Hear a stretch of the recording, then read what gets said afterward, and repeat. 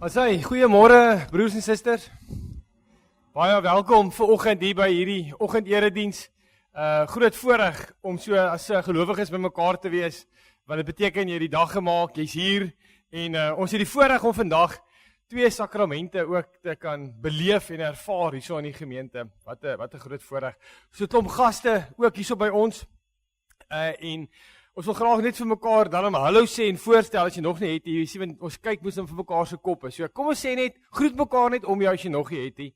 En dan sal jy leer om volgende keer sommer te doen voor ons dit afkondig.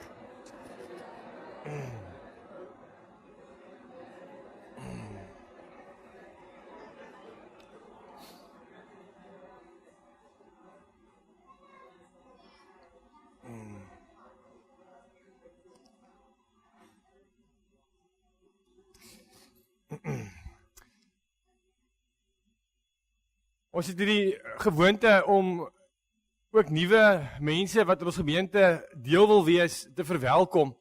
En dan gaan vir Jaco vra om dit te doen en dan sommer 'n bietjie ander afkondigings ook net te deel met ons vanoggend. Dis die lekker ding as jy 'n klomp dominees is, jy kan mekaar vra vir hulp. So Jaco gaan vanoggend vir ons net die afkondigings doen. Dankie Jaco. Môre julle.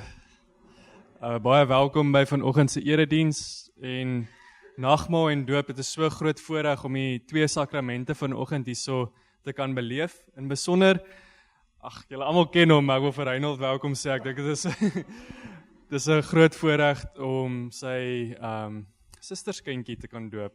En Tannie Susan, baie welkom hierso en dan ook vir Tannie Geert Mosca. So groot voorreg om julle hierso in ons midde ook te hê. Ek wil net voordat ons verder gaan rondom die sakrament van die nagmaal, ons gemeente het hier gebruik om net almal wat aansoek gedoen het, is baie welkom om saam met ons nagmaal te gebruik en dan wil ons ook net hierso by dit sê, besoekers wat aangedui dat hulle saam met ons nagmaal wil vier is hartlik welkom. Indien jy dalk die oggend of aand 'n besoeker is u ook welkom om die nagmaal saam met ons te vier. Indien u onvoorwaardelik Jesus Christus as verlosser en koning bely en bidend navolg deur die krag van die Heilige Gees. Die gereformeerde godsdiens bely en beoefen en u die vrymoedigheid het om die nagmaal in u eie gemeente te vier en nie onder kerklike tug staan nie. Dan is ons dan wil ek ook net sê ons het baie lekker sop en broodjies na die tyd. Daar's ons meer as genoeg sop. Dit sal lekker wees as ons as 'n gemeente mekaar ook beter kan leer ken daar. So indien jy gewoonlik na die diens uithardloop, moenie draai eers daai kant toe, dan kan ons 'n lekker sop daar sal saam eet. Dankie ook vir die diakens en almal wat gesorg het daarvoor. Onder meelewing dink ons aan Mariet Oukamp, Judith Kutsie, Joan Leroux, Marlies en Jacques Venter. Lindy, hulle dogtertjie is gehospitaliseer vir 'n maagvirus en dit is nou al 'n hele aantal kere wat die kinders opgeneem word. So ons bid vir julle ook, Marlies en Jacques, en ons wil ook dan vanoggend vir hulle die blomme gee. Dis 'n hazard. Dan wil ons ook sterkte vir Tannie Hilda Willemse toewens. Sy het longbehandeling, sy moet longbehandeling ondergaan in Durbanville Medikliniek. En dan is ons ook baie bly om vir oom Ellen van Vreden vanoggend hierso te sien. Hy het 'n lang siekte gehad, maar hy is nou weer hierso in ons midde. Maar een van die dae moet hy ook weer ingaan vir 'n pas aangeheer prosedure. So ons dink ook aan oom. Dan wil ons vanoggend vir Hilde van Niekerk verwelkom. Hilde, waar is jy? Kan jy net opstaan dat almal jou kan sien? Baie welkom hier by ons, Hilde. Dit is 'n groot voorreg om jou hier tussen ons te hê en ons bid dat jy sommer so gou sal inpas en jou geloofsgemeenskap hier tussen ons ook vind. Welkom hierso. Indien enigiemand nuut is of meer inligting soek, ons het 'n boom daar agter, sy naam is die welkomboom. Julle is baie welkom om na die boom toe te gaan en daar meer inligting ook te kry oor die gemeente. En dan die laaste afkondiging, of die tweede laaste een, ons het vandag 'n dag van verootmoediging, maar Reinhold sal ook meer daarvan sê. So dis 'n baie vol dag met die doop en die nagmaal en die dag van verootmoediging, maar dis 'n groot voorreg om alles saam te kan doen. So ons is hier vir die Here, ons is nie hier om te kyk hoe vinnig ons tyd kan uithardloop nie. En dan laastens, vra ons net dat julle na die diens net 'n oomblik sit. August gaan met ons praat oor die finansies. Dankie. Baie dankie, Jaco. Liewe gemeente, ons gaan vanoggend, en ek het gesê vir die ouderling hier agter, gaan dit voor die tyd vir jy verduidelik, dat jy nie moet dink, ek is lig geraak, of enige iets soos, maar glo, jy ken my daarom al teen die tyd, maar ons gaan vandag baie met die beeld, Philip, kan ek gou die beskerm kry, met die beeld van 'n Coca-Cola werk, okay, en hiermee sê ons nie, die evangelie is Coke nie, of het proe soos Coke, ons gaan niks van sulke goed sê nie, maar die hoop vandag is dat jy ooit in 'n winkel kom weer, en jy sien 'n Coca-Cola, gaan jy nie anders kan, as om te dink, aan die evangelie in Handelinge 3, vers 19 en 20 nie. En so sien dit ook asseblief in daai lig, en omdat ons die doop en die nagmaal het, is die hele formulier en wat dit beteken is verweef in die hele erediens, gaan ons dit verduidelik. So dit is 'n een geheel wat ons, en dit gaan lekker vloei in mekaar in. So ons gaan hierdie as 'n metafoor vanoggend gebruik, maar dit gaan vloei, en ons gaan die doop doen, en dan die preek, en dan die nagmaal daarna, en alles gaan mooi verduidelik word, en al die elemente gaan geraak word daardeur. Nou wil ek net vanoggend 'n proefsteek doen hierso. Dat ons net kyk of ons teorie waar is. Maar wie is al die Sprite drinkers hier in die gemeente? As jy net, wie hou van Sprite? Okay, hier's 'n paar. Okay? Sprite. Wie hou van Fanta? Okay, dis Fanta veel dat mense daarvan hou. En wie hou van Coke? Absoluut. Nee, ja, ek net vanaf vir julle sê dat julle weet ek reis baie, en daar's niks lekkerder as om op 'n dag waar die humiditeit so hoog is, en dis 34 grade, en jy het in 'n singgebou opleiding gegee om dan na die tyd te gaan sit ergens onder 'n boom en 'n koue Coke te geniet nie. Nee, daar's iets verfrissend daaraan, verkwikkend, iets refreshing, en ons gaan vandag bietjie iets daarvan na kyk. En ek onthou so mooi, daar in Gemena het Dwalai Langwa, hy is die pastoor daar, en dan elke middag na opleiding, dan bring hy op 'n skinkbord so koue koeldrank, en dan sit ons daar, ons kan nie 'n woord van mekaar verstaan nie, maar tog weet ons is Coke drinkers, en dis lekker, nee.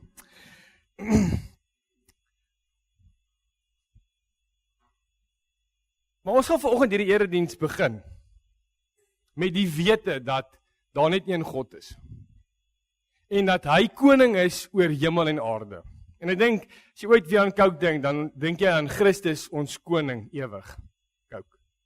En sien dit ook so vanoggend, dat hierdie enigste God in wie ons glo, is die een wat ons hulp vandaan kom, dis die een wat ons seën, en aan hom kom toe al die eer, die lof en die prys. So ons gaan dit nou doen ook, nee, ons gaan aan hierdie koning, vanoggend ons gaan staan na die seën, en dan gaan ons sing, tot eer van die Here, net vir wie hy is, en vir wat hy gedoen het. En dan daarna gaan ons sommer bly staan, dan gaan ons geloof bely, waar ons net glo in hierdie enigste Here enkele wese, en ons gaan dit sing en doen. Skrifverwysing 12:3, vers 1, 2 en 3. En kom ons bring net eer vanoggend aan ons koning, hy is waardig, daar's niemand soos hy nie, sy guns en goedheid rus op ons. En met hierdie woorde begin ons dan ook vanoggend, en sê, maar ons hulp kom van die Here, wat die hemel en die aarde gemaak het. Genade en vrede vir julle, liewe gemeente. Dit kom van God ons Vader, deur sy Seun Jesus Christus, deur die kragtige werking van die Heilige Gees. Amen. Kom ons gaan nou staan, dan gaan ons hierdie twee bekende liedere sing, is lied 169 en Psalm 118, dis die tweesjesberuiming. Ons gaan dit sing op die wysie van lied 200, en dan Skrifverwysing 12:3, vers 1, 2 en 3, daarna kan ons gaan sit. Kom ons staan, en dan maak ons die Here se naam groot.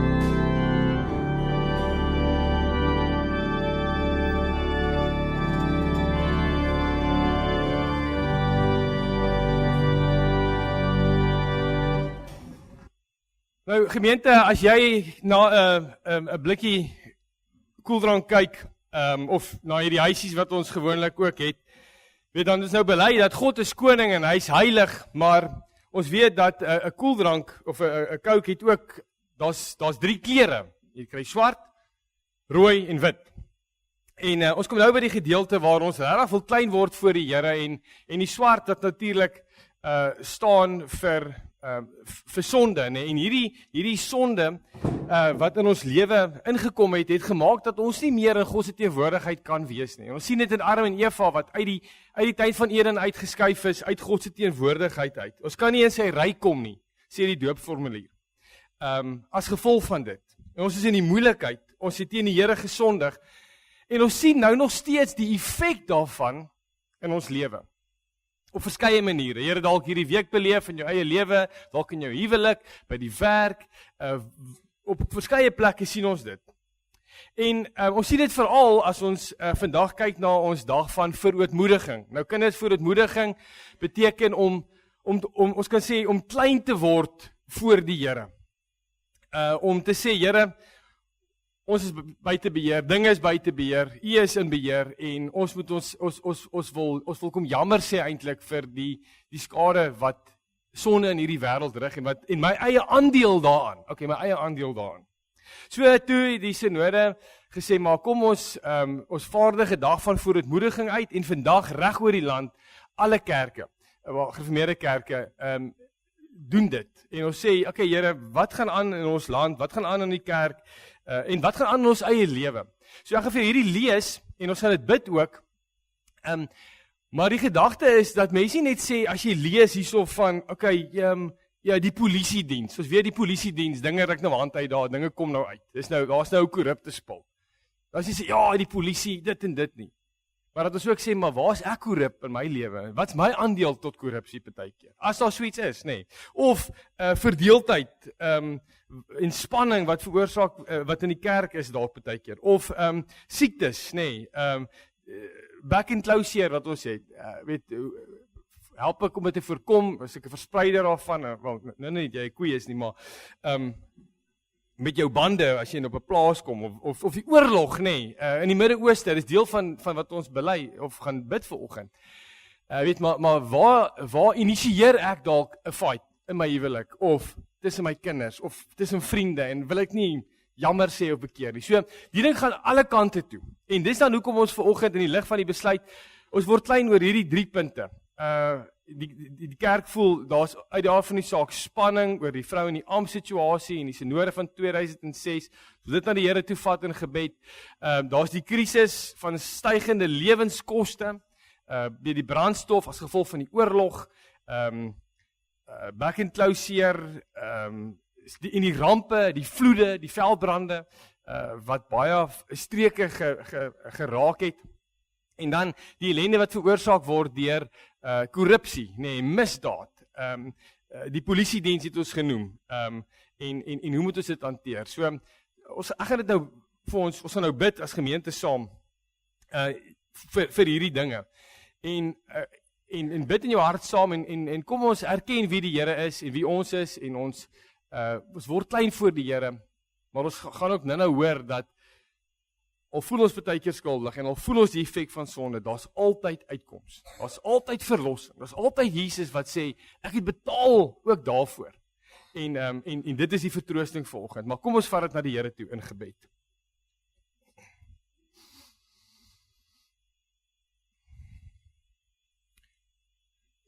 Ons almagtige God en hemelse Vader, saam met die serafs en die engele in Jesaja 6. Kom ons as gemeente vanoggend en ons skree dit, heilig, heilig, heilig is U Here. U is rein, U is die enigste God, daar's niemand soos U nie, ons het dit bely. Ons erken U as die koning en die skepper en onderhouer van hemel en aarde. En ons weet, Vader, dat U elkeen van ons geskep het en op U naam geroep het en gesê het, maar jy's myne. Ek gaan vir jou 'n God wees en jy gaan vir my 'n kind wees. En Vader, ons weet in die perfekte wêreld wil ons net saam met U leef en wees, maar ons besef ook dat daar iets ingekruip het in hierdie lewe wat afstand bring tussen ons en U. Ons weet, Vader, dat U sê vir ons in Romeine, dat die loon vir die sonde is die dood. En ons sien nie die effek daarvan in ons alledaagse lewe. Ons voel dit in ons beursies, ons sien dit op die televisie, ons hoor dit op die radio, ons ervaar dit by die skool en by ons werk. Oral waar ons gaan, selfs in die kerk, Vader, sien ons die effek daarvan in ons lewe. Here, en daarom kom ons en erken vanoggend dat as kerk kom ons baie keer in situasies waar ons uit koers uitgaan of buite U wil handel. En ons het nie al die antwoorde op alles nie, Here. Ons kom erken dit vanoggend en ons besef dat hierdie saak, Vader, wat in die gereformeerde kerk losgekom het oor die vrou in die amp en hoe dit hanteer is en hoeveel verdeeldheid dit veroorsaak het al in kerke en in mense se lewens en in hulle harte. Ons kom erken vanoggend, Vader, dat ons het baie keer self deel daaraan en ons kom bely dit voor U, maar ons kom bid vir uitkoms. Ons kom bid dat U ons kerk sal lei, Vader, om regtig uit te kom by 'n punt waar ons verdraagsaam sal wees en waar ons mekaar in liefde, Vader, sal hanteer ook. Nie net in ons gemeente nie, maar reg oor die land en in die wêreld. Dis 'n situasie, Vader, wat al soveel jare kom en broei. En ons kom erken, Vader, dat ons nie altyd die antwoorde het nie, of weet hoe om dit te hanteer nie. En daarom kom bring ons dit voor U vanoggend. En ons kom vra, Vader, wil U deur die Gees vir ons kom lei hierin. Here, ons kom erken vanoggend dat daar's baie keer dinge wat gebeur wat buite ons beheer is. Maar ons ervaar en ons voel dit aan in ons eie lewens. Ons kan nie help dat daar vloede is of veldbrande is of dat ander mense oorlog maak en dan dra ander mense die effek daarvan. En dit is nie net ons in ons eie land nie, Vader, reg oor die wêreld is daar mense wat swaar trek as gevolg van dit wat aan die gang is, die onrus wat aan die gang is in hierdie wêreld. En tog weet ons, Vader, dat U heers oor die hele skepping. En daar gebeur dinge en U laat dinge toe om ons baie keer te toets ook en ons geloof te toets. En ons weet, Vader, dat beproewings bring ons altyd by geloofsgroei uit. Dit sê vir ons in Jakobus 1 en dat ons moet dankbaar wees daarvoor. Maar Vader, baie keer as ons deur hierdie dinge gaan, dan voel ons nie baie dankbaar op daai oomblik nie. Ons voel nie baie bly daaroor op daai oomblik nie. Maar ons weet, Vader, dit loop uit op iets goeds. En daarom bid ons, Vader, dat U ook al hierdie dinge wat ons as sleg ervaar, vir goed sal gebruik in ons lewe. Al is dit net om ons geloof te vorm en ons nader aan U te trek. Dankie dat ons U daarvoor kan vertrou. Ag Vader, en ons bid ook vanoggend vir al die korrupsie en misdaad wat ons in ons land ervaar. Ons bid vir vervolging, Vader, wat op so baie plekke gebeur, omdat mense vletjies blaas en uitkom met sekere waarhede, die regte ding wil doen, weet ons dat dit ook baie keer 'n morsige situasie is en kan wees. Maar ook hierdie sake bring ons na U toe, Vader. En ons weer eens, ons kom sê, ons het nie al die antwoorde nie, ons weet nie altyd hoe om dit te hanteer nie, maar mag ons na U woord toe gaan.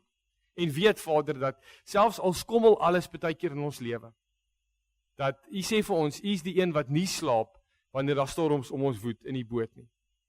En dat U sê vir ons, moenie kleingelowig wees nie. U is die een wat storms kan bedaar en dit gedoen het en steeds doen in ons lewe.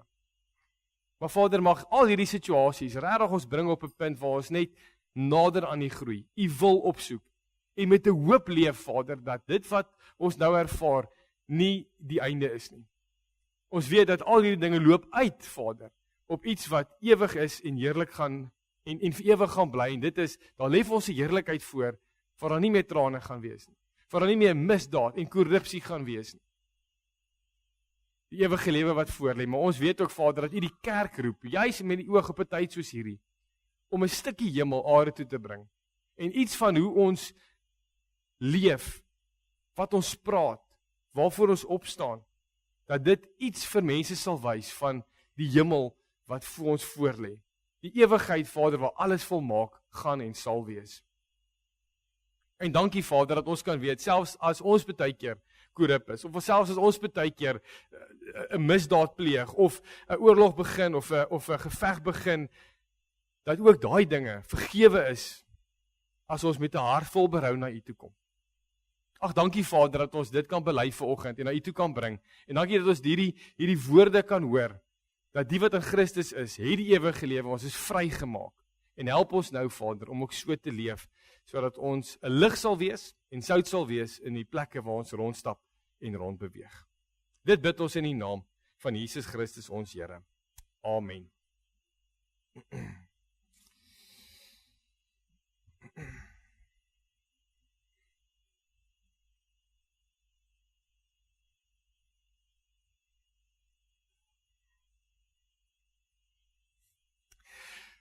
Soos ons nou gebid het ook, liewe gemeente, het ons gesê dat die sonde sny ons af, kinders, en ons kan onsself nie red nie.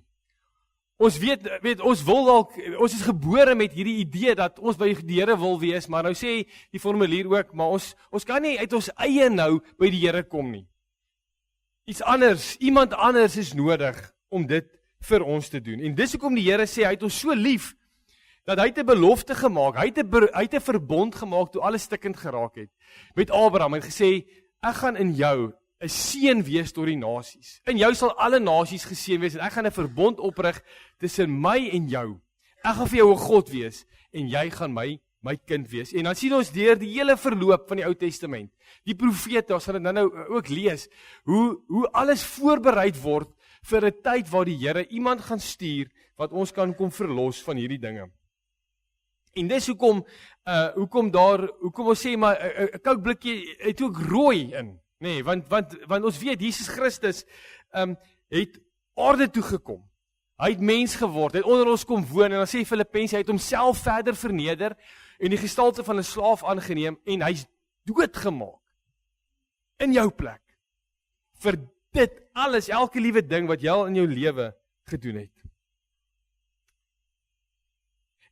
En beide die doop en die nagmaal wat ons vandag vier, wys juis vir ons daarin, as jy die formulier gaan lees, en waaroor die doop gaan, dan gaan dit juis oor, ons was vuil, maar die water is 'n teken dat ons skoon gewas is. Nee, die bloed is, die wyn wat ons drink is 'n teken dat die Here ons, dat sy bloed gevloei het, vir wat? Ter vergifnis van al ons sondes, nee. So as jy ooit weer 'n koukblikkie vashou, of een sien, of 'n advertensie, die rooi, nee, sê dat Jesus Christus sy bloed het gevloei vir ons. En dan as ons 'n bietjie kan stil staan by die doop net vanaand, dan sê dit maar, okay, ons is vuil, en die water is die hele gedagte dat ons skoon gewas word, en daarom sê die formulier, word ons gedoop in die naam van die Vader, die Seun en die Heilige Gees. Okay, en kinders, hier's wat dit beteken, om in die naam van die Vader gedoop te word, beloof hy dat hy 'n ewige kontrak met ons aangegaan het.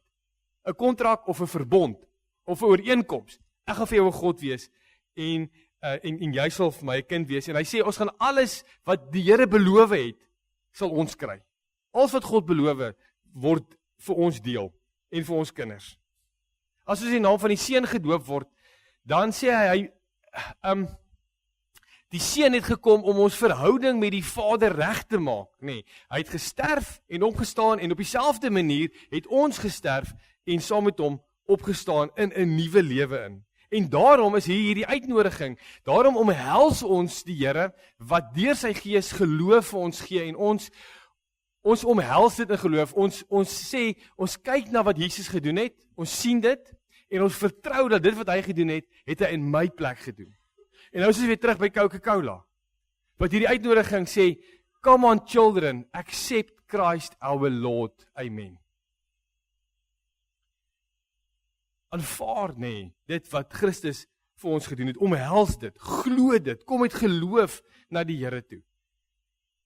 En dis 'n uitnodiging vanoggend vir elkeen van ons, om weer dit, en dit is hoekom ons sê, ons dink na oor wat Jesus vir ons gedoen het. En ons reflekteer oor ons eie lewe, wie ons is, wat ons doen, en wat die Here vir my gedoen het, en dat dit alles net genade is. En julle sal ook sien, kinders, daar's nog 'n kleur op die blikkie, nee, ons het swart, met die inhoud, ons het rooi, wat se ander kleur sien julle hierso? wit. Nee, hy's wit. Ja, wit. Wit sê vir ons maar, omdat die Here vir ons nou gesterf het, nou lewe ons 'n nuwe lewe. Ons is skoon gewas, nee, die wit wys vir ons op ons dankbaarheid, nee, op 'n nuwe lewe wat die Here vir ons gegee het. En omdat ons skoon gewas is, sê dit nou wil die Heilige Gees in ons kom woon. En hy is die een wat ons help met heiligmaking, wat ons help om meer en meer na die beeld van die Here Jesus te vernuwe. En dis hoekom ons kinders doop ook, liewe gemeente, want kinders weet nie dat hulle hierdie probleem het nie. Die swart probleem, die sonde probleem. Maar hulle weet ook nie dat Jesus vir hulle gesterf het nie. En dis die genade van die Here. Ons gaan nou in die preek, gaan ek vir jou 3 vrae net op die bord gooi, wat net hierdie genade oor jou laat spoel soos 'n waterval. Jy gaan dit nie kan keer nie. Want die Here het 'n verbond gemaak, nee, met sy kinders, opgerig, en dis vir ons en ons kinders, en Petrus sê, en vir almal wat daar ver is. In die Ou Testament was die teken van hierdie verbond wat die Here aangegaan het, was die besnydenis. En nou bely ons dat die doop het in die plek van die besnydenis gekom in die Nuwe Testamentiese verbond wat gaan oor Jesus Christus. Ons behoort aan die Here. En deel van hierdie nuwe lewe is dat ouers, julle weet wie julle is hierso vanoggend, is daar 'n kind langs jou sit, dan is jy 'n ouer. Is dat ouers dan hulle kinders wil disipel en wil leer om die Here te ken en hulle te onderrig. En ouers, Marley, julle wat vandag doop, Marley en Hendrik Jan, julle maak ook daai belofte om te sê, maar ons wil ons kind aan die Here voorstel. En ons wil hom leer wat dit beteken om Jesus Christus te volg en hoe om in sy koninkryk te leef. Maar ons besef, dis nie net ons nie, daar's 'n hele gemeente en gemeenskap wat ons oproep om ons kind te help grootmaak om die Here te leer ken. En daarvoor is daar huisgeloof en katekisasie en mentors en al daai dinge wat ons in ons gemeente het. So gemeente, wat moet ons nou doen met Ima wat nou vandag gedoop word? En hierso is die oproep is, ontvang haar as deel van die verbondsvolk van God, as deel van die liggaam van Christus. Want ons het 'n verantwoordelikheid om haar te begelei. En ons geloof moet afsmeer op haar lewe.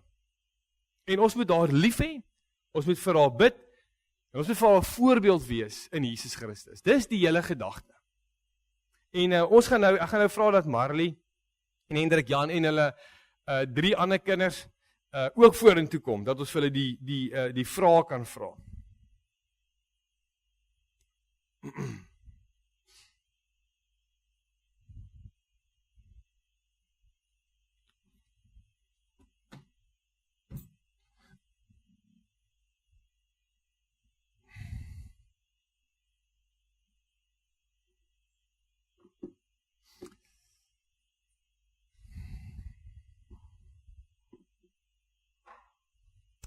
Okay, so die van die wat nie weet nie, dis my persoonlike suster en my persoonlike swaar. En Jalinke, steek jou hand op, dis Jalinke.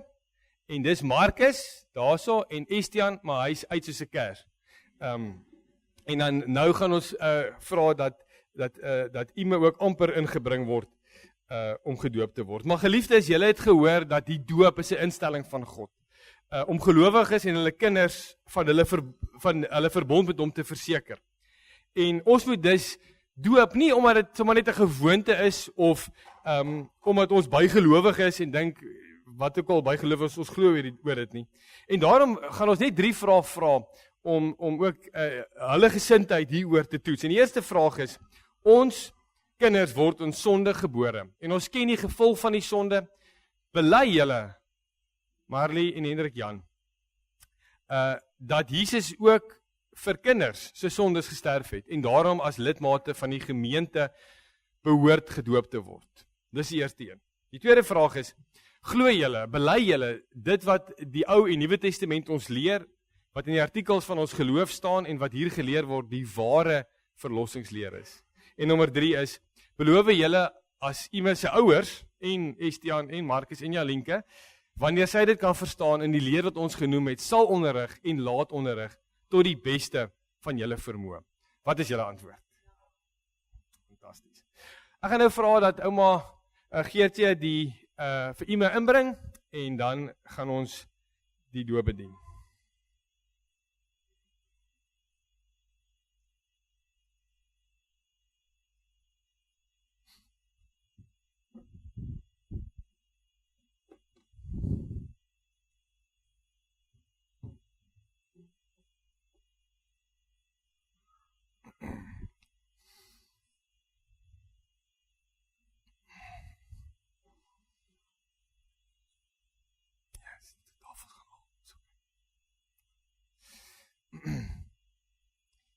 Ime Geertjie Mosca, ek doop jou in die naam van die Vader en die Seun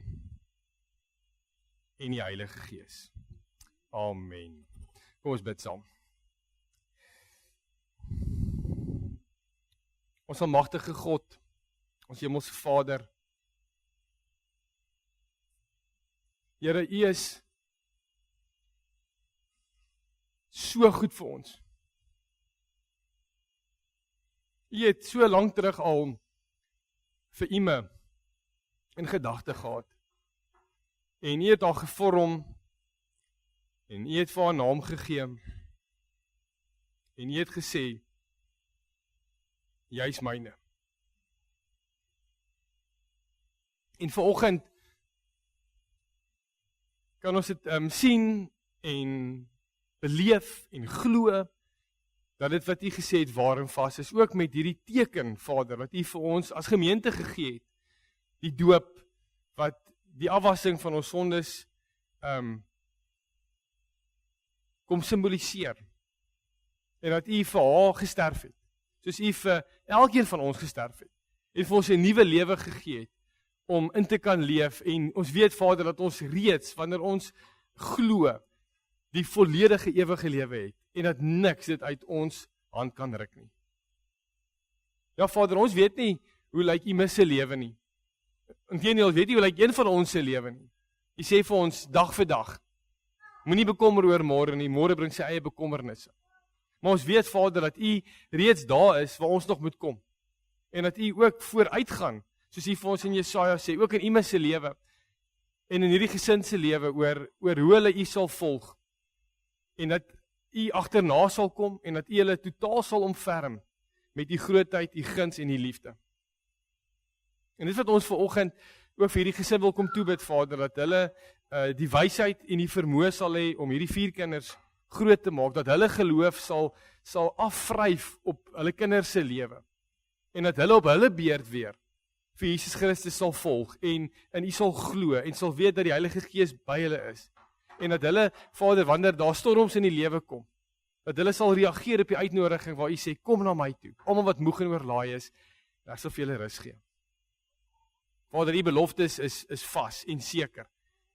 En ons weet dit, want U het nog elke liewe belofte laat waar word. Ook die belofte dat U terugkom, weet ons, Vader, is vas. Ons weet nie wanneer nie, maar ons sien met 'n verwagting uit daarna. En daarom skree en roep die kerk en die Gees, kom Here Jesus, kom tog gou. Maar Vader, tot dan, bid ons dat U vir Marley as ma sal bekwaam maak om 'n ma te wees, soos wat U haar geroep het om te wees. Dat U vir Hendrik Jan 'n pa sal maak wat U hom gemaak het om te wees. En nie net in hulle lewe nie, maar ook in ons familie se lewe, maar ook in ander mense se lewe. Dat ons regtig ons lig sal laat skyn, Vader. En dat hulle sal weet dat U vir hulle gegee het as 'n geskenk. En dat hulle altyd die doop sal onthou, dat U nooit en niks sal laat toelaat, dat iets vir U uit U hand sal ruk nie. Vader, ons wil kom bid ook dat U ons as gemeente die vermoë sal gee, om elke liewe kind wat in hierdie gemeente is, 'n voorbeeld voor sal wees. Dat ons vir hulle sal help en mentor en oprig en hulle sal disipel, Vader, om op hulle beurt vir eendag as hulle groot is, weer die geloof te kan oordra aan ander. Want dit is hoe U dit bedoel het, en U het die geloof juis aan ons toevertrou, die evangelie, om dit te deel en uit te deel aan ander. Baie dankie daarvoor, Vader. Dankie dat ons U vanoggend net kan eer, dat U 'n verbondsgod is, wat U beloftes hou.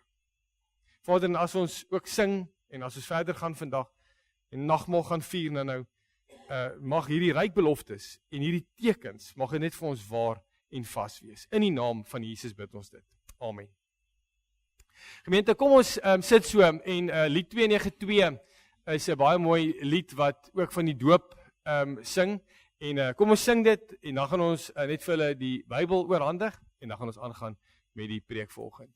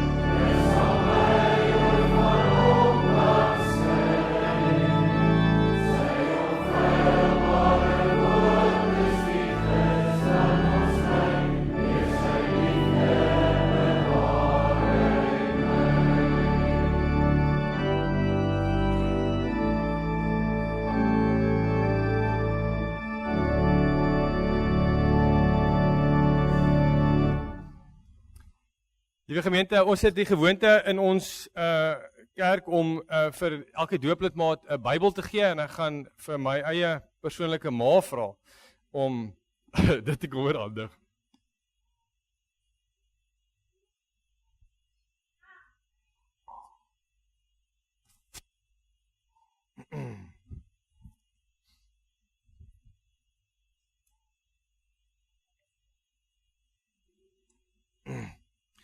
Ag en dan net weet mense het altyd weet die Ou Testament sê die Here weet bou klippilare weet om te herinner aan dit wat die Here gedoen het. So van my af net 'n herinnering van vandag.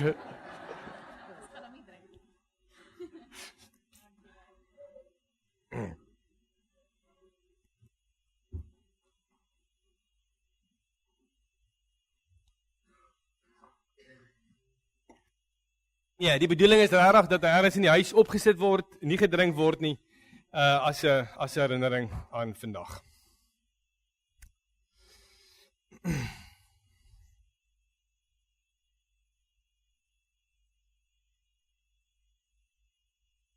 Gemeente, kom ons hoor verder oor die klere en wat die Here vir ons gedoen het verder en ons is nou by ons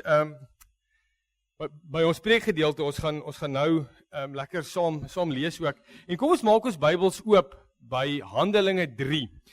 Sonder dat ons dit beplan het Jaco 2 Sondae terug Handelinge 1 gedoen en toe verlede Sondag Handelinge 2 en sonder dat ons afgespreek het, is dit vandag Handelinge 3. Dit klink of ons besig is met 'n reeks uit Handelinge, maar dit is nie waar nie. Maar ons gaan lees vanaf vers 11, Handelinge 3 vanaf vers 11 tot 26. En die voorafgedeelte sal ek nou verduidelik, maar dit gaan oor Petrus en Johannes is op pad tempel toe en daar's 'n man wat verlam is en hulle genees hom. Hy kon nie in die tempel ingaan nie, hulle genees hom en toe gaan hy saam met hulle in die tempel in. En nou tel ons op in vers 11 oor die volgende. Die man het vir Petrus en Johannes bly volg. Dis nou die een wat verlam was en nou genees is. En die mense was almal uiters verbaas. Het hulle toe na die pilaargang van Salomo toe gestroom, soos dit genoem is. Toe Petrus dit sien, het hy hulle toegespreek. Israeliete, hoekom is julle hieroor verbaas? Wat staar julle ons so aan asof ons deur ons eie krag of vroomheid gemaak het dat hierdie man loop? Die God van Abraham, die God van Isak, die God van Jakob, die God van ons voorvaders het aan Jesus, sy dienaar, goddelike eer gegee.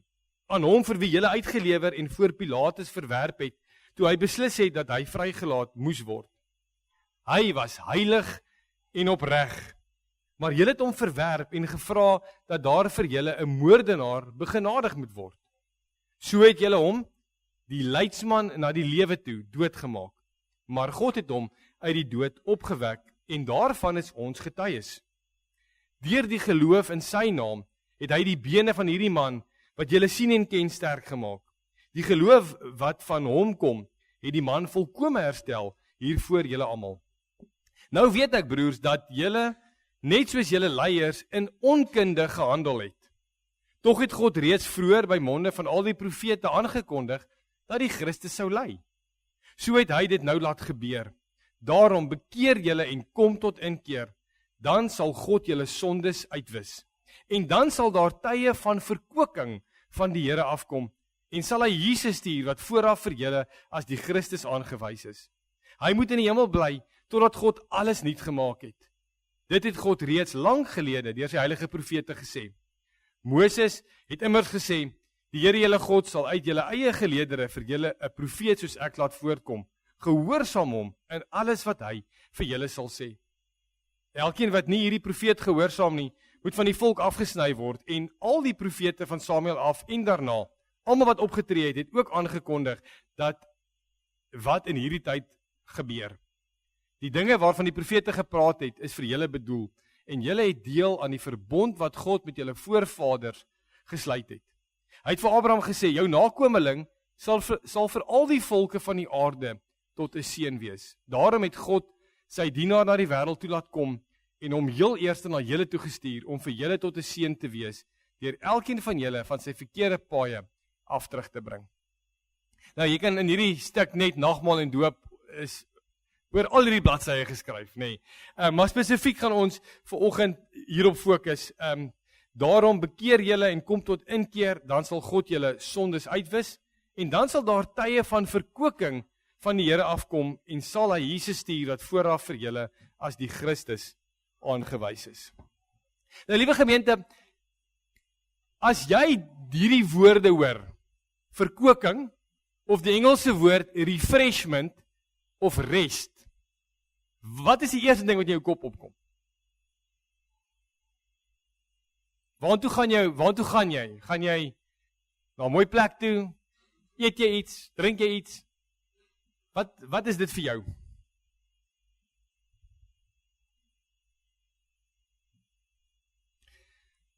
Want daar staan wel min dinge in hierdie lewe wat so goed is soos om, en dis net 'n paar voorbeelde, as om so moeg te wees en jou skoene uit te skop en net so boef op die bed te gaan lê. Vir rus. Refreshment. Of om honger te wees en daar's jou maat vir jou so lekker bord kos voorberei met al jou gunsteling dinge. Of om 'n stap te gaan doen, of 'n draf, wat mens, wat ons kan sien as verkwikking. Of 'n koue koeldrank, soos ons nou gesê het, nê, soos Coke, wat sê, it's refreshing. En nog altyd nooi hierdie koeldrank 'n mens uit om te sê, as jy dit drink, gaan jy verkoop voel. Nothing is precious like Coke. Maar is daar iets wat hou? Want die ding is, die probleem met die koeldrank is, môre is jy weer dors. En môre het jy weer 'n bietjie verkwikking nodig. Is daar iets anders wat tydelike, wat meer as net tydelike verfrissing bring? Hierdie hele toneel speel af in die pilaargang van Salomo, wat daar by die tempel gebou was, en hulle het 'n man genees, wat van geboorte af 'n bedelaar was, hy was verlam, en as jy verlam is, kan jy nie in die tempel ingaan nie, want iemand wat 'n gebrek het, volgens die Ou Testamentiese wet, kan nie in die tempel ingaan, en kinders, dis erg, want die tempel was die simbool van God se teenwoordigheid. So, jy kan nie in God se teenwoordigheid, of jy kan nie gaan offer nie, of gaan bid nie, dit is nie vir jou nie. En Johannes en Petrus stap verby en gee vir hom iets wat hulle nie het nie, maar eintlik iets meer. Staan op en loop, en die mense was so verbaas, en hulle het gedink, maar wow, Petrus en Johannes moet buitengewone krag hê, hulle doen dit in hulle eie krag, hierdie mense is een of ander nuwe profeet, wat dalk hier op die toneel gekom het. Maar dan sê Petrus, Israeliete, dis nie ons nie. Dis in die naam van Jesus Christus, dat hierdie man gesond gemaak is, en dan verduidelik Petrus vir ons, wie was hy? Wie is hierdie Jesus? En hulle het hom geken, want hulle het hom 'n paar weke terug gekruisig, so hy herinner hulle, hy sê vir hulle, hy was sonder sonde, opreg, heilig. Julle het 'n onskuldige man laat doodmaak, en 'n skuldige man laat lewe. Hy verwys na Barabbas, daar in Pontius Pilatus se huis. Dit is deur geloof in sy naam dat die man genees is. En julle weet, dis nog van altyd af, die profete praat van hom. Hulle het gesê, hy gaan kom, hy is die Messias, en hy gaan ly. En dan sê hy vir hulle, maar julle het nie geweet wat julle doen nie. En dan is hier hierdie oproep om op te staan en te bekeer. En waartoe Petrus gaan met hierdie ding is, hierdie hele storie met die verlamde man het net gebeur. En hy sê, julle weet, hierdie man kon nie in die tempel kom nie. Hier is hy genees in die naam van die Here. En hy staan op, en dan staan daar, hy kon in die tempel ingaan. Hy kon in God se teenwoordigheid ingaan. En dan sê, dan soos Engels sê, allude Petrus hierna, wat sê, maar net so het die sonde en die onkunde julle lam gemaak, om nie in God se teenwoordigheid te kan wees nie, om nie weer versoen te kan wees met hom nie. En in sy naam staan op en bekeer, dis die woorde, want dan sal daar vir ons toegang en 'n herstelde verhouding met die Vader wees. En dan is daar hierdie oproep, want ons het gelees daarvan. Daarom, bekeer julle en kom tot inkeer. Nou kinders, bekering is 'n interessante woord, en ons gaan dit nou 'n bietjie uitpak, maar dit beteken, jy was op die pad van die sonde, en dan draai jy om, 180 grade, en stap na die Here toe. Dis 'n wegdraai van sonde, na die Here toe. Dis wat bekering beteken. En dan kan ons dit opdeel in 4 dinge. Dat bekering gaan oor wat ons dink. Intellektuele ding, okay? Daar moet 'n bewustheid wees by ons, dat jy verkeerd gemaak het. Goed, dis dit. Daar's emosionele opwekking oor bekering. Ons moet die sonde haat, soos wat die Here die sonde haat. Dis als deel van bekering. Daar's 'n vrywillige oproep. Daar moet 'n begeerte wees om nie meer te sondig nie, en te wil draai na die Here toe. En dan ook 'n geestelike een, waar ons glo dat Christus alle sondes vergewe, en in jou plek die prys betaal het. En dis wat bekering beteken. En dan kom Johannes net om dit net te versterk en sê, maar as ons sondes bely, as ons omdraai, as ons dit voor die Here bring, hy is getrou en regverdig. Hy vergewe ons sondes en reinig ons van alle ongeregtigheid. En nou die mooi manier om dit te onthou, dan net af of jy die regte blikkie het, maar jy kry 340 ml Coke. En as jy wil onthou oor hierdie, wat is nodig om te draai na die Here toe, is klaagliedere 3 vers 40, wat sê, laat ons doen en late deeglik ondersoek, en ons tot die Here bekeer. Dit is wat Petrus vir die Israeliete sê, hy sê, kerels, daar is 'n omdraai nodig in jou lewe. En dan, so mooi, en dis waarop ons gaan fokus nou vanoggend, sê in hierdie gedeelte, maar, okay, bekeer, maar dan is daar 3 gevolge, julle, en mag dit vir jou ook, wees soos wat dit vir my was, in die voorbereiding. 3 gevolge, van wat jy kan weet, waar en vas is vir jou, en wat jy kan ervaar en beleef. Nommer 1 is, die Here sê, dan sal jou sondes uitgewis word. Your sins will be blotted out. Dit beteken, ons grootste probleem in hierdie wêreld is nie iets buite ons, of sisteme wat verkeerd is, of ander mense nie. Die grootste issue wat ons het, is binne in ons, en ons het dit nou al baie genoem vandag, en dis die sonde, en dit het ons afgesny van die Here af. En die beeld wat ons hierso kry, is die beeld van 'n witbord. In daai tyd het hulle perkament gehad en die ink wat jy kon skryf en dan as jy water vat en kan jy dit afspoel. Kyk kinders, so hier is nou weer vir julle dat julle net bietjie sien wat aangaan hierso. Maar die Here sê as jy bekeer, dan gaan ek jou sondes uitwis. So kom ons sê hierdie is jou lewe en nou is daar vloek, dalk steel 'n sweetie, het jy ma se handsak uit. 3 is oneerlik met die eksamen, wat ook al, Nou, so jou hele lewe word dit mos nou geskryf, sondes. En ek gaan uitwerk, as jy 80 jaar oud is, reg? En jy kan net 2 sondes 'n dag recall vir jou hele lewe, dan is daar 58.400 aanklagtes teen jou. En baie mense word verhoor net vir 1 aanklagte, en dan gaan hy hof toe, vermoord, maar 58.400, dis net as jy al 2 keer 'n dag is. En nou hierso is wat die Here sê.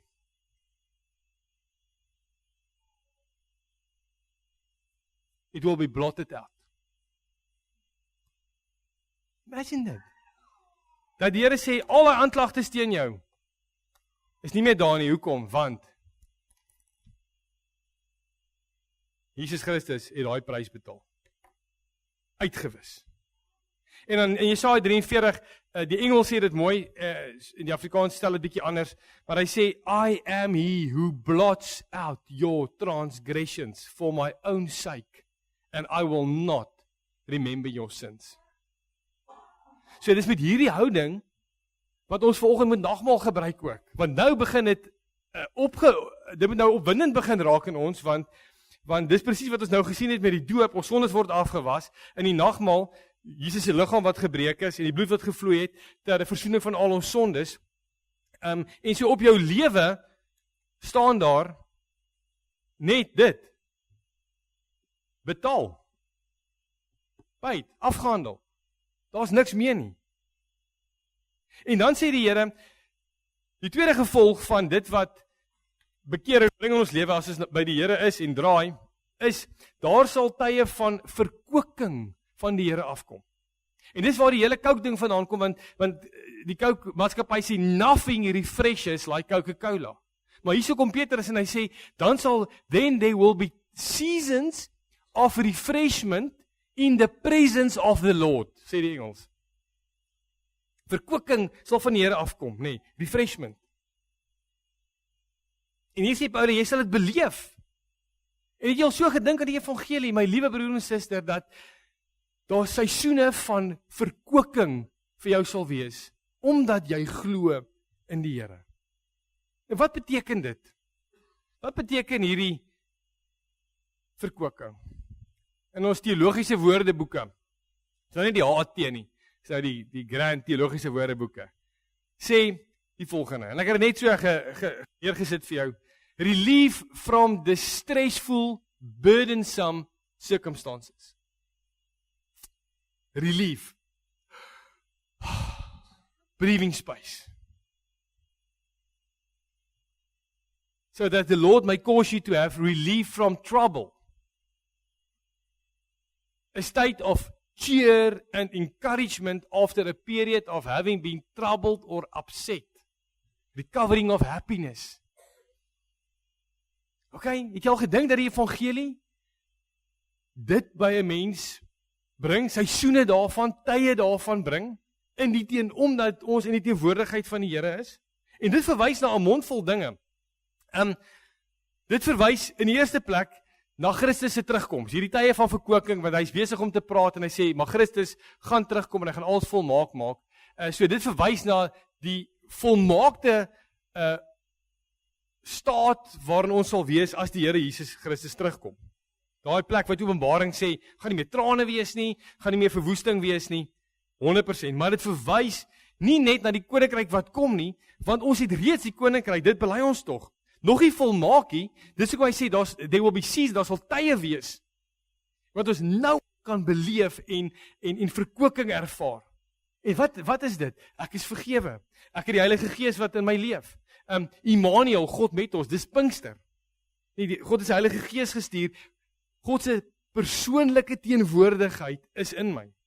Dis die krag wat in my is, wat Christus uit die dood laat opstaan het. Dis die belofte, hy wat in my is sterker as hy wat in die wêreld is. Dis tye van rus, wat skree, dis afgehandel, dis volbring. Dis verfrissend, want ek leef nou in die teenwoordigheid van die een wat my liefhet en my gemaak het. Nee, ek is in die lig, ek het 'n nuwe identiteit. Ek word nie meer slaaf genoem nie, maar ek is nou 'n kind van die Here. Ek het 'n nuwe familie bygekry. Julle sit hierso vandag. Ons is bymekaar, nê. En nou het ons nog 'n familielid bygekry, Ime. My skaamte is weggeneem. Ek besef ek is nie meer sondeloos. Ek is nie sondeloos nie, maar ek is vergewe. En dit, liewe gemeente, moet maak dat jy as gelowige selfs in moeilike tye nie so moet loop deur die lewe nie. Verkoeking. Jy het 'n hemelse pyp van liefde wat uit die hemel uit in ons lewe ingestort word. Dit moet maak dat jy so loop in hierdie lewe. Kop op, neus in die lug, selfs in moeilike tye. En ons deel dit maak nie moeilike tye dat ons dit net afvee nie. Dis daar, ons hanteer dit, maar ons hanteer dit met die feit dat ek hemelse krag ontvang om dit te kan hanteer.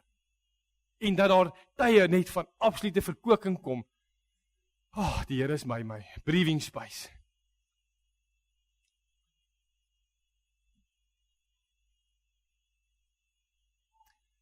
Wat sny ons af? Wat maak dit ons 'n partykeer nie ervaar nie, want hy praat van tye van verkoeking, seasons. Wel, die Bybel sê bekommernisse. As ons heeltyd bekommerd is en die Here vertrou nie, dan sny dit bietjie daai dit inhibeer dit, selfsug. As jy net in jouself dink en nie ook aan ander nie. As jy jouself nie kan vergewe of ander nie, so kan my klomp dinge opnoem, maar hier's die ding, ons voel afgesny soms, maar die Here sê hy verlaat ons nooit nie. Hy bly in ons nie, sy teenwoordigheid is in ons, en dan kan ons weet, dat ons kan altyd soos die verlore seun na die Vader toe gaan. En onlangs was ek persoonlik hieraan herinner.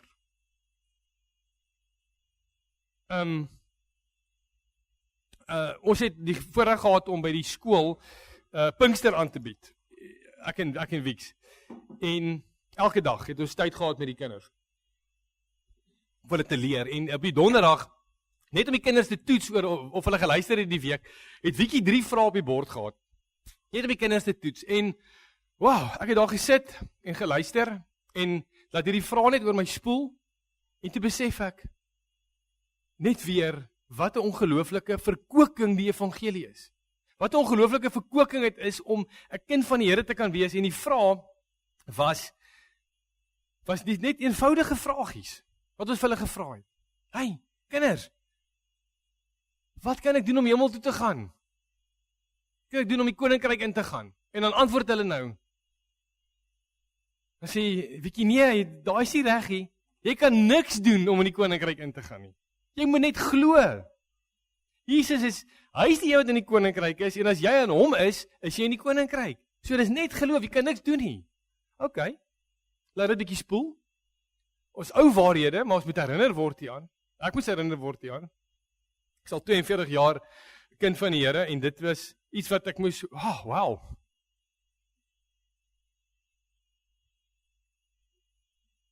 Wat kan ek doen sodat Jesus my meer liefhet? Handjies op. Nee, jy kan niks doen nie. Hy het jou volmaak lief. Hy het jou 100% lief. Daar is nie meer as 100% nie. Hy het jou lief soos wat jy nie kan dink nie.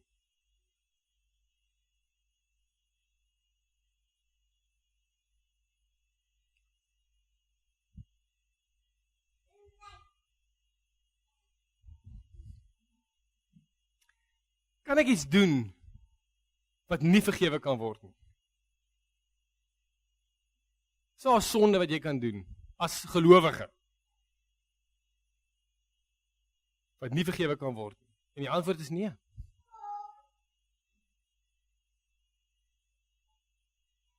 Alles kan vergewe word. En dis dit. Dit is verkwikking om dit te weet in jou hele lewe, in die ops en in die afs van die lewe. Hy is so goed. En dit, liewe Moskas en almal wat kinders groot maak, dis hoekom jy jou kinders voorstel aan die Here. Sodat hulle tye van verkwikking kan beleef. Sodat hulle kan weet, maar Immanuel, God is met ons. Dis die belofte wat die Here vir iemand gemaak het. Ek gaan jou God wees en jy sal my kind wees. Refreshment. Dis hoekom die Here wil hê ons moet die evangelie deel. Jy geweet dat Coke het regtig goed reg kry om hulle self te versprei in die wêreld. Net in 3 lande kan jy nie Coke kry nie. Daar is so baie mense wat nie weet van die. En dis hoekom ons wil hê dat mense ook dit moet kan hê, verkwikking. Refreshment. En dis hoekom ons vir mense sê, come on children, accept Christ our Lord, amen. Dis hoekom ons gereeld nagmaal vier. Ons herinner onsself aan wat die Here vir ons gedoen het. Nee, ons dink aan ons dink aan die swart. Ons dink terug daaraan hoe die Here ingegryp het in my lewe. Ons dink aan die rooi. Dit verklaar wie ek nou is en moet wees, nee, die bekering. Al stap ons soms van die pad af. Nagmaal beteken vir iets van my verlede, maar dit beteken iets nou, maar dit kyk ook vorentoe, nee. Dit sê iets van 'n nuwe lewe, nee, van 'n dankbaarheidslewe. Dit herinner my dat ek deel is van die kerk. Dit herinner my dat ons soos een brood breek, is ons almal lede van dieselfde liggaam. En dit kyk vorentoe. Dit kyk na die bruiloft van die lam. As ons vandag nagmaal vier, dan kyk dit na die bruiloft van die lam. En dis die derde gevolg wat Petrus sê, en ek gaan net vandag dit noem. Hy sê die derde belofte is dit kyk vorentoe. Want wat? As ons bekeer, as ons glo, sal ons sondes uitgewis word. Jy sal tye van verkwikking beleef in die teenwoordigheid van die Here en Christus gaan terugkom en hy gaan alles kom nuut maak. Wow. Dis ons hoop. Dis daai anker wat Hebreërs van praat wat vas is en ons hou vas aan dit in die storms baie keer, maar ons weet ons het 'n anker van hoop wat in die hemel vas is. En dit is permanent. Jesus sê hy gaan terugkom. Hy gaan alles kom volmaak wees. Daar gaan verkwikking vir altyd en vir ewig wees. Kan nie dink hoe lekker moet dit wees nie. En die tye van verkwikking hier is seisoonaal. Maar wanneer Petrus praat van die Here gaan terugkom als volkome maak, dan sal daai verkwikking permanent wees. En dis hoekom 2 Petrus, dan skryf hy 'n bietjie later in hierdie brief, en sê hy, leef in verwagting dat die dag van God kom. Okay? En hy sê, beywer julle daarvoor. Die dag waarop die hemel in vlamme sal vergaan en die hemelliggame sal brand en wegsmelt, maar ons leef in die verwagting van 'n nuwe hemel en 'n nuwe aarde wat God beloof het en waar die wil van God sal heers. Daarom, geliefdes, terwyl julle hierdie dinge verwag, moet julle daarvoor beywer om vlekkeloos en onberispelik voor God en in vrede met hom te lewe en beskou die geduld wat ons Here met ons het as geleentheid om gered te word. Ek gaan dit weer lees. Dis baie. Met hierdie derde punt, die derde gevolg, skryf Petrus, sê die Here vir ons, leef in verwagting. Dat die dag van God kom en beywer julle daarvoor. Die dag waarop die hemel in vlamme sal vergaan en die hemelliggame sal brand en wegsmelt. Maar ons leef in die verwagting van 'n nuwe hemel en 'n nuwe aarde wat God beloof het en waar die wil van God sal heers. En dan, daarom, geliefdes, gemeente, Bellville Oos, terwyl julle hierdie dinge verwag, moet julle daarvoor beywer om wit te leef. Die wit van die koop, vlekkeloos, onberispelik voor God, nee, probeer sondeloos te leef en in vrede met hom te lewe en beskou die geduld wat ons Here met ons het as 'n geleentheid om gered te word. Ja, gemeente, dit is so. Koeldrank, coke, trips, see, stappies, mojitos, alles refresh. Nee, dit verkook, maar niks verkook soos die teenwoordigheid van die Here nie. Niks verkook soos daai 3 vrae wat jy antwoord en jy besef dis net genade. Dis al wat dit is. Dis jou bestaansrede is genade. So wanneer jy ooit weer na 'n koeldrank, 'n Coca-Cola kyk, mag jy weet daar's 'n verkoking wat baie beter is as hierdie en eendag permanent gaan wees. So drink hom, geniet dit, maar onthou daar's iets beters wat kom. Daar's iets wat 1000 keer beter is as 'n koue Coke op 'n warm dag. Amen.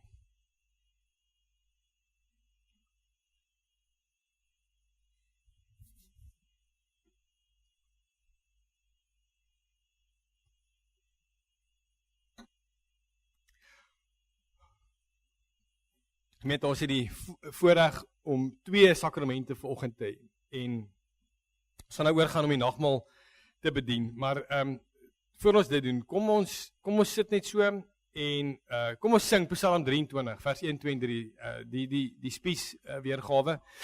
En wat net praat van wat die Here vir ons is, die herder wat hy vir ons is, die verkoking wat 'n skaap beleef omdat hy 'n herder het, maar ook dat die Here vir ons 'n tafel gereed maak in die teenwoordigheid van ons vyande en dat ons kan aansit daarin. So kom ons sing dit en dan maak ons die tafels reg en dan gaan ek vir ons die nagmaal saam vier.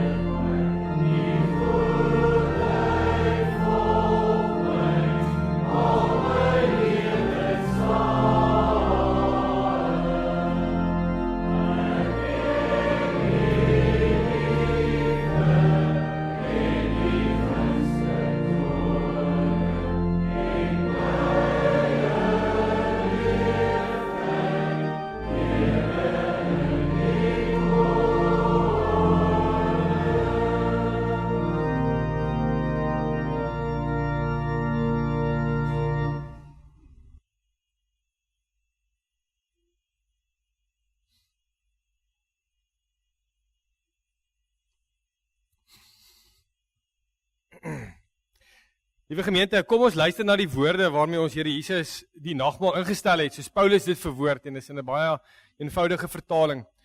Kom ek verduidelik weer vir julle wat die Here self oor die nagmaal gesê het. Dit alles het die nag gebeur toe Jesus gevang is. 'n Rukkie voor hy gevang is, het hy saam met sy getrouste volgelinge geëet. Hy het brood gevat en vir God daarvoor dankie gesê. Hy breek die groot stuk brood toe in kleiner stukke en deel dit uit. Terwyl hy dit doen, sê hy: "Dit is my liggaam wat net so gebreek word. Julle sal baie daarby baat. Elke keer as julle dit eet, moet julle dink aan wat ek alles vir julle gedoen het." Toe dit amper klaar geëet het, vat Jesus die groot beker waarin die wyn gehou is. Toe sê hy: "Die wyn in hierdie beker staan vir die nuwe ooreenkoms wat God met julle gemaak het, omdat my bloed vir julle gevloei het. Drink die wyn en elke keer as julle dit drink, onthou dan wat ek vir julle gedoen het. Eet die brood en drink die wyn dus in hierdie gesindheid totdat die Here terugkom." As julle dit so doen, liewe gemeente, is dit so goed soos 'n preek vir almal om te sien wat die dood van die Here vir julle beteken. En dan gaan 'n ander vers 27. Dit beteken dat 'n mens nie sommer so skouer ophalend die nagmaal kan eet asof dit niks is nie. As jy dit op so 'n traagmynie-agtige manier doen, is jy amper net soos daardie mense wat vir Jesus geslaan en gespot het toe hy gekruisig is. In ander woorde, dis 'n ernstige saak hierdie. Hulle het nie besef wat die dood van Jesus regtig vir mense beteken nie. Wil jy regtig soos een van hulle wees? Sekerlik nie. En dan hierdie selfondersoek. Kyk dan diep in jouself en soek na die redes hoekom jy die nagmaal gebruik. Toets jou gesindheid voor jy van die brood en die wyn vat. En dat ons nou vandag gehoor in die hele erediens presies waaroor nagmaal gaan en die doop en wat Jesus vir ons gedoen het en dat dit terugkyk nou iets beteken en vorentoe kyk. En met hierdie gedagte gaan ons nou nagmaal vier.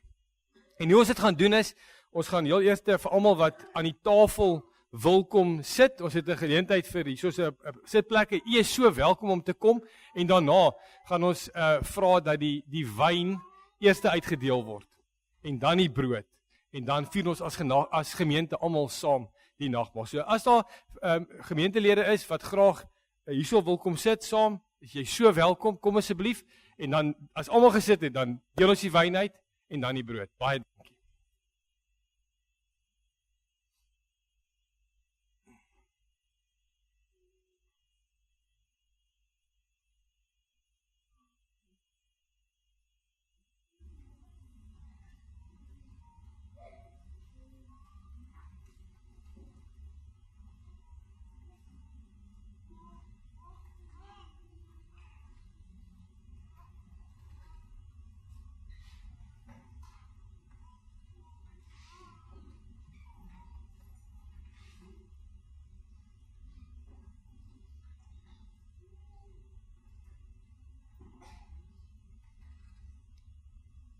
Kom ons deel die wyn uit, dankie.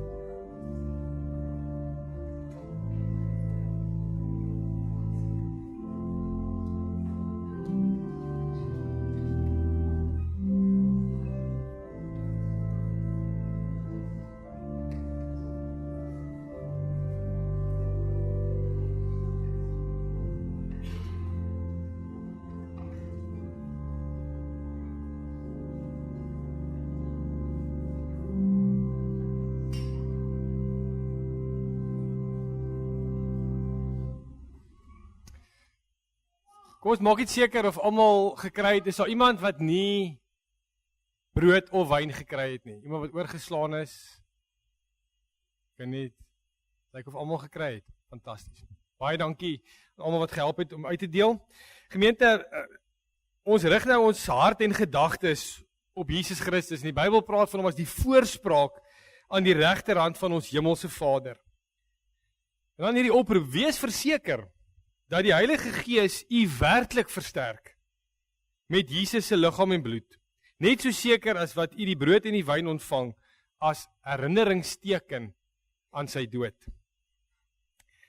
Liewe gemeente, die brood wat ons in stukke breek is 'n teken van die deel hê aan die liggaam van Christus. Neem, eet, dink daaraan en glo dat die liggaam van ons Here Jesus Christus gebreek is tot 'n volkomme versoening van al ons sondes.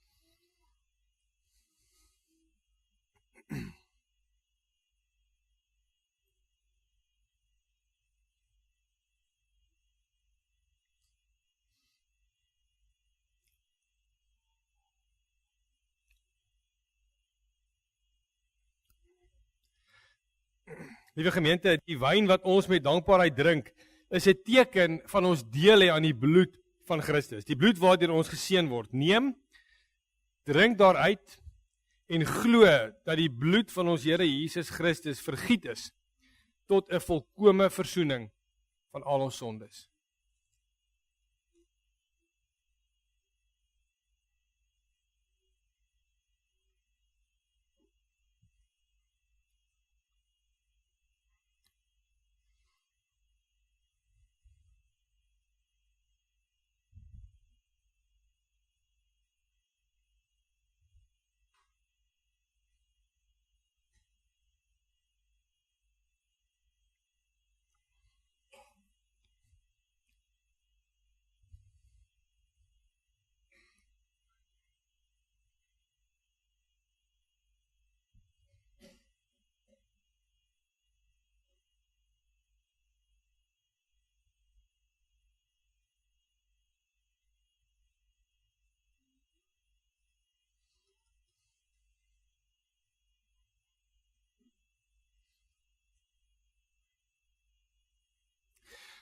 Kom ons sit net so dan bid ons saam. Hemelse Vader, as gemeente kom ons vanoggend vir u dankie sê.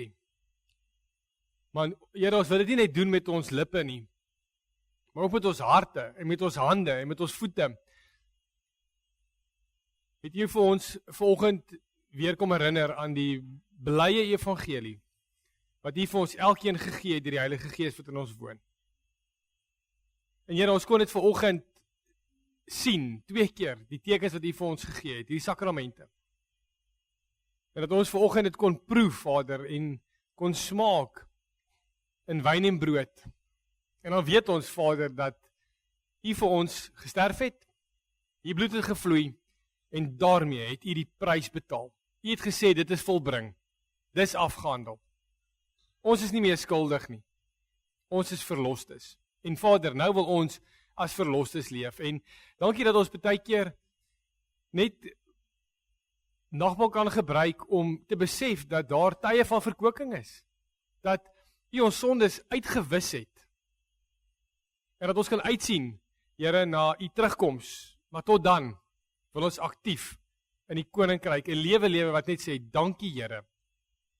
En Vader, mag ons versterk wees hierdeur. En mag ons, as ons vandag hier uitstap as iemand wat op sy lewe die stempel het wat sê, dis betaal. En nou kan ons 'n lewe gaan leef wat u eer. Mag ons dit doen, Vader, in ons huwelike, in ons gesinne, by die werk, op die sportveld, Vader, daar waar ons moeilike besigheidstransaksies moet doen, daar waar u vir ons gesê het, bewerk die aarde. Mag ons dit daar in elke aspek van die lewe, lewe gaan leef, waar ander mense, waar ons lewe soos 'n preek is, vir ander mense.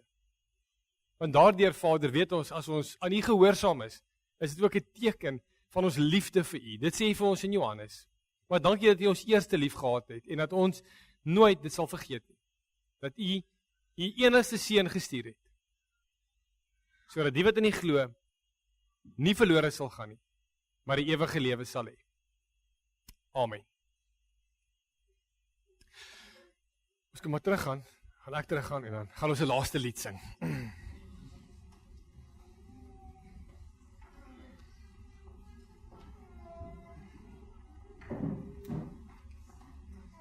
Almal terugstap en hulle plekke kry. Gemeente, die laaste lied voor ons die seën van die Here uitspreek vanoggend is triomf, triomf. So dit is 'n antwoord hierop, nê, en van die Here het opgestaan, en dink daaraan dat jy saam met hom opgestaan het en dat jy hierdie tye van verkwikking het en kan beleef. En kom ons staan en dan gaan ons die Here sy naam groot maak.